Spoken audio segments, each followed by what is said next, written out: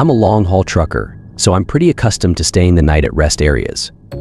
Generally, it's just me and my dog, but my wife is a school teacher and is off for the summer, so she invited herself along on my trip from California to Florida. I'm not able to make as many miles in a day as I'm used to when the wife tags along. Too hard for her to sit in a chair for too long with her arthritis and all. So I try to make the most of it and will get a hotel for her on most nights. Tonight was different though. We stopped for dinner at a Bucksies outside of San Antonio on Highway 10.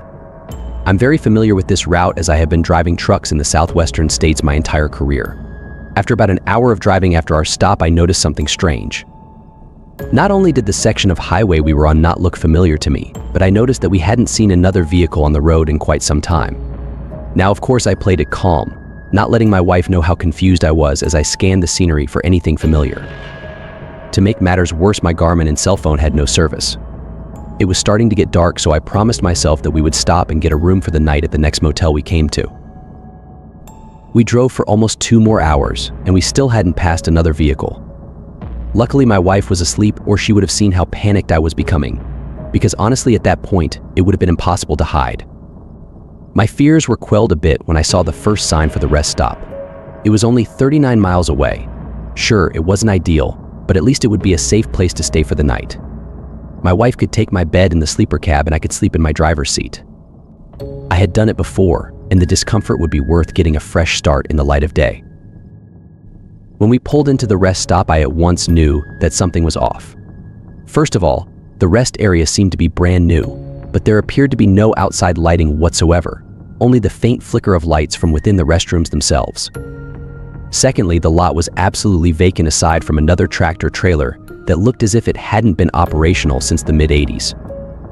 In any other state, that wouldn't be too odd, I suppose, but sleeping overnight at rest stops in Texas is legal, so usually you're lucky to even get a parking space. That's another thing that worried me though. I hadn't seen a road marker in so long that I wasn't entirely sure I was even in Texas still. By this time, my wife had woken up, confused as to why we were at a rest stop as opposed to a Motel 6. I explained, leaving out the fact that I was confused beyond any confusion I had ever felt before in my life. I just told her I had taken a slight detour that would speed up the trip by about half a day. She nodded, but her nod was accompanied by a grimace, and I knew she was having a flare-up from her arthritis. She said she was okay, just needed to go to the bathroom and take her injection. I offered to come with and assist her, but she waved away my offer. Despite my uneasy feelings about her going alone into a bathroom at a rest stop that I honestly felt afraid to be at, she went anyway. While my wife was in the bathroom, I did the husbandly thing of making up her bed in the sleeper cab. When I was finished, I turned towards the restrooms expecting to see my wife walking back.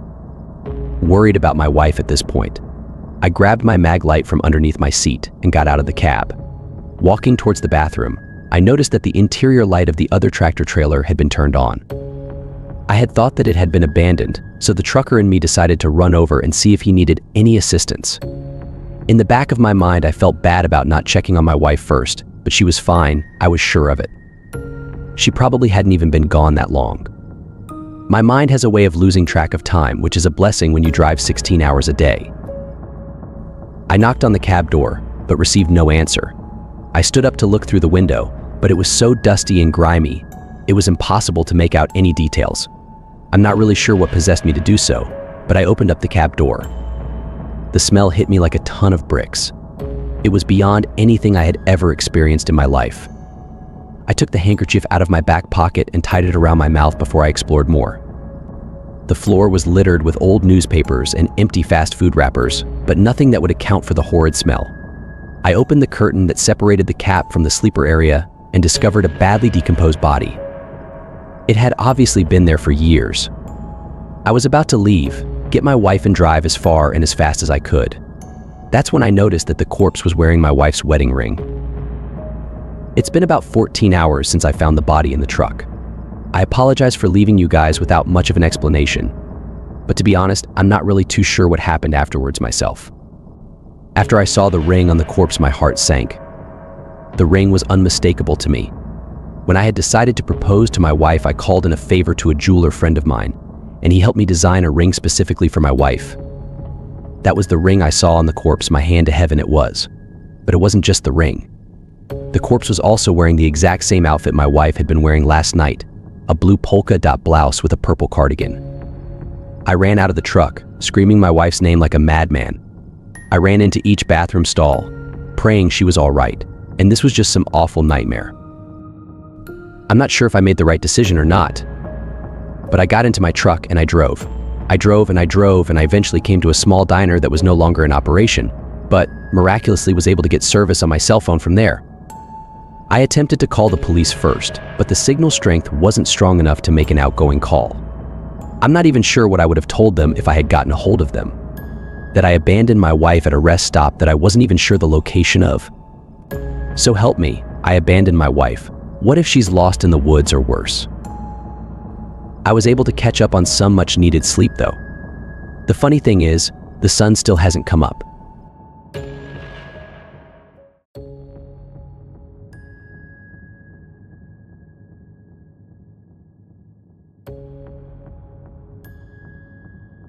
My father used to be a truck driver before he took an early retirement.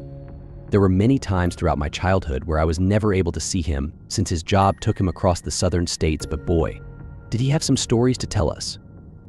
There was one particular night, my father, Jack Thompson, had a little too much to drink, and he told me the reason why he quit the industry and swore by his life to forbid me from driving rigs like he did. He took a sip of his whiskey and the story went like this. The sun had begun to dip below the Georgia horizon and hid behind the pines, casting long shadows over the winding roads that crisscrossed the southern state. I was a seasoned truck driver and seen my fair share of strange things, but as all of us truckers had odd stories, I navigated my rig through the fading light. The hum of the engine blending with the cicada's evening chorus brought me at peace. I always used to love traveling this route. I had traveled this road countless times, but tonight was different. An unsettling stillness lingered in the air.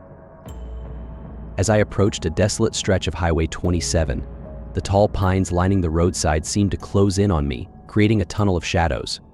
The sky turned shades of crimson and indigo, and the air took on a palpable heaviness. A flicker of uncertainty crossed my mind, but I dismissed it as fatigue since I had been driving for quite some time. I took a sip of my coffee and gripped the steering wheel tighter. My heart almost came out of my chest when my radio crackled to life with the voice of another trucker, Larry, who was on the same route. Hey Jack, you feel that too? Something's off about this stretch of road tonight. I chuckled nervously, attributing the unease to the late hour and the solitary nature of the highway. Probably just the quiet getting to us, Larry. These roads can play tricks on the mind. But I noticed Larry's voice was tinged with a hint of genuine concern. Nah, Jack, I've been down this route more times than I can count, and it's never felt like this. Keep your eyes peeled. As the miles ticked away, my unease deepened. The forest seemed to press against the road, the trees closing in like silent sentinels. The only sound was the rhythmic thud of my truck's tires against the pavement. I began glancing at my rearview mirror and noticed a pair of headlights in the distance, steadily gaining on me. The radio buzzed with static as Larry's voice trembled. Jack, that driver. There's no one there. It's empty. The approaching truck emerged from the shadows, an old, weather-beaten rig with faded paint laying on the horn. It bore the name Renegade on its front bumper. I squinted at the sight in disbelief. That truck had been decommissioned years ago after a fatal accident on these very roads. A chill ran down my spine as I thought that it's impossible. It should be rusting away in a junkyard by now. The truck drew closer, its headlights illuminating the road with an eerie glow. I could almost feel the weight of its history, the tragedy that had left it a ghostly relic.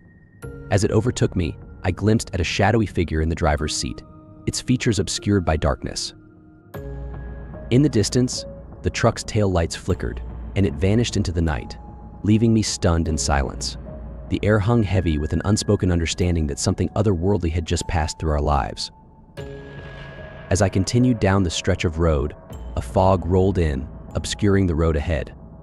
My truck's headlights cut through the mist, revealing ghostly shapes that seemed to dance at the edge of visibility. Whispers echoed in the void, distant and indistinct. My heart raced as I pressed on, the fog thickening around me, ready to take me at any given moment. Suddenly, the radio crackled to life again, Larry's voice now laced with urgency. Jack, you've got to get out of there. That fog, it's not natural. I'm seeing things, man. Things I can't explain.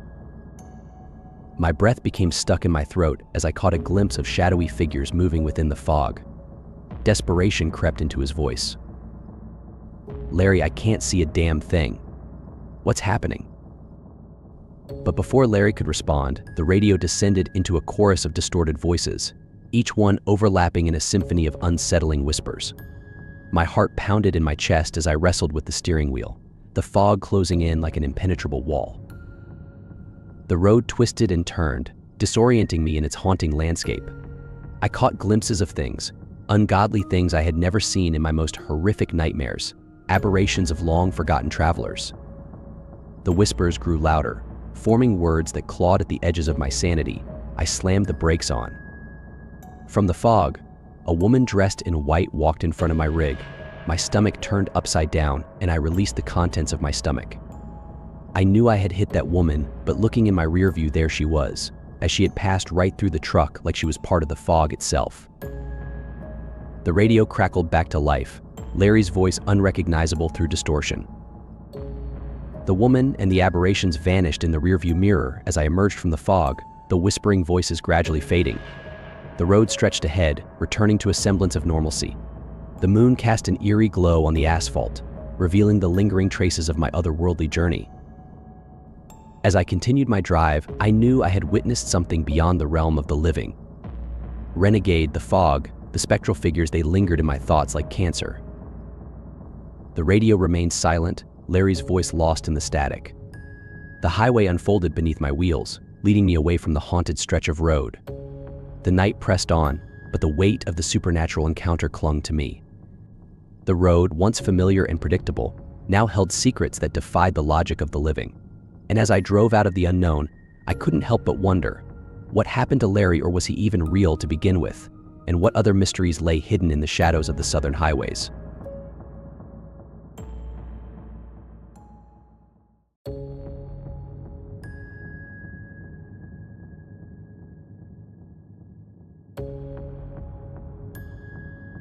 It was just another night on the desolate highways that wind through the most isolated parts of the country.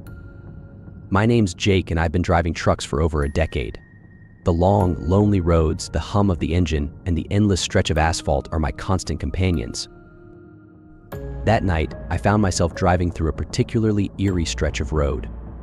A thick fog had descended, swallowing up everything around me. My headlights barely pierced the mist, and the only sound was the steady beat of raindrops on the roof of my rig. The silence was oppressive, almost as if the world beyond the fog had ceased to exist. I'd heard rumors about this stretch of road on the CB radio. Truckers whispered about strange sightings, abandoned cars, and drivers who disappeared without a trace. I never gave those stories much thought, chalking them up to tall tales meant to scare newcomers. But as the fog grew thicker, a creeping sense of unease began to gnaw at me. Visibility dropped to just a few feet ahead, and the low hum of my engine seemed swallowed by the silence. The shadows cast by my headlights flickered and danced like wraiths in the night. Then, out of the corner of my eye, I saw him, a lone figure standing on the side of the road. Instinct told me to keep driving, to leave whatever it was behind. But something made me slow down, curiosity or perhaps a misguided sense of duty. I brought the truck to a halt beside him, squinting through the fog to get a better look. He was unnaturally pale, and the mist seemed to cling to him like a shroud. But it was his eyes that sent a shiver down my spine, large, round, and as black as the void itself. His mouth was a gaping maw, stretched wide in a way that defied the laws of anatomy. Every instinct screamed at me to get out of there. The man, if you could call him that, didn't move, didn't blink, didn't acknowledge my presence. He just stood there, staring into the fog with those soulless eyes. A cold sweat broke out on my skin as I quickly realized something was terribly wrong. I floored the gas, heart racing, leaving the eerie figure behind. My hands trembled as I grabbed the radio mic, trying to warn other truckers about what I'd seen. But the airwaves were dead. The familiar crackle of static was gone, replaced by an unsettling void. The road stretched on, seemingly endless, and I couldn't shake the feeling that the creature was still out there, somewhere in the fog, watching. After what felt like hours, I spotted a parking lot through the fog, a tiny island of safety in an ocean of mist. I pulled in, desperate for a break. The moment I turned off the engine, I locked the doors and drew the curtains, trying to push the haunting image of that figure out of my mind. But sleep wouldn't come. Every time I closed my eyes, I saw those black, empty eyes staring back at me. Finally, unable to take the tension any longer, I pulled back the curtains and peeked outside. What I saw made my blood run cold. 3 more of those creatures were standing in the fog, their dark eyes fixed on my truck. They were identical to the first, with pale skin, unnaturally wide mouths, and eyes that seemed to bore into my soul. They stood there, unmoving, just staring. Then, as if on cue, they began to move toward the truck. Their movements were unnervingly smooth, almost as if they were gliding across the ground rather than walking. Panic gripped me as I frantically tried to start the engine. The key turned in the ignition, but the engine remained silent. I tried again and again, each failed attempt driving me deeper into terror as the creatures got closer. Their mouths slowly opened, and they began to emit low, guttural growls that reverberated through the metal walls of the truck. The sound was unlike anything I'd ever heard, more animal than human, and it filled the cabin with a sense of dread. Just when I thought they were going to reach me, the engine finally roared to life. I didn't hesitate. I slammed the gear into drive and floored the gas. The truck lurched forward, and I sped away from the creatures as fast as I could. In the rearview mirror, I could see them fading into the fog, their black eyes still locked onto the truck. I didn't stop until I saw the lights of a distant city on the horizon. Even then, I didn't feel safe. I parked in a well-lit area, surrounded by the comforting glow of streetlights and the hum of civilization, but the memory of those creatures lingered in my mind. I reached for the radio mic again, hoping to hear the familiar chatter of other truckers, but the silence on the airwaves persisted. The city lights pushed back the darkness, but the unease wouldn't leave me. I couldn't shake the feeling that those creatures were still out there, waiting in the shadows, watching. That night changed something in me. The road, once a familiar friend, now felt like an enemy, a place where things beyond comprehension lurked in the fog.